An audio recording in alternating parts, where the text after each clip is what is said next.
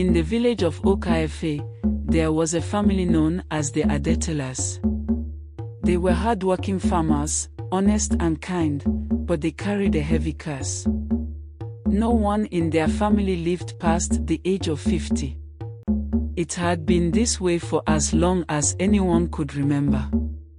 Grandfathers, grandmothers, uncles, and aunts, none of them ever saw gray hair or held their great-grandchildren.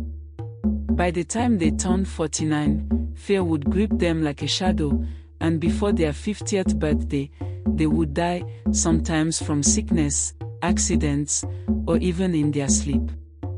The villagers whispered about it. Some said their ancestors had offended a powerful spirit. Others said someone in their bloodline had made a dark deal long ago. But no one really knew. In the final generation, there was a young man named Toby. He was the youngest son of the last Adetola family alive. His father had died at 49, and his mother followed shortly after. Toby was just 25, but he lived with the weight of knowing his days were numbered. One day, a traveling pastor came to the village. His name was Pastor Eddie, and he was known for praying over families and breaking curses. The villagers convinced Toby to speak to him. "Toby," Pastor Eddie said, "do you believe this curse can be broken?" "I don't know, sir," Toby replied honestly. "It has been this way for generations." Pastor Emmanuel visited the Adetola family land.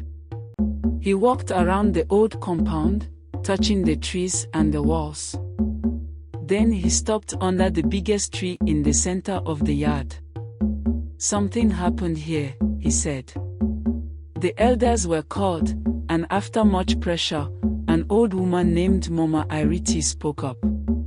"Many years ago," she began, her voice trembling, "one of Toby's ancestors killed a traveler under this tree.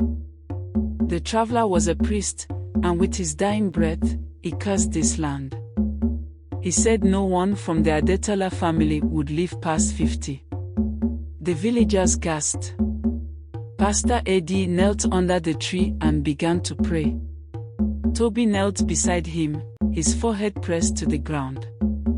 They prayed for hours, until the sun set and the moon rose high in the sky.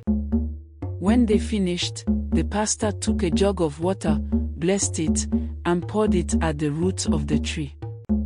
"This curse is broken," he said firmly. "Go and live, Toby."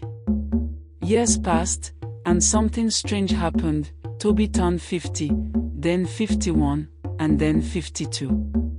His hair grew gray, and his back bent with age, but he was alive. The curse had been lifted. Today, when you visit Okaefe, you see Toby sitting under the same tree, surrounded by his children and grandchildren. The Adetolas finally knew what it meant to grow old.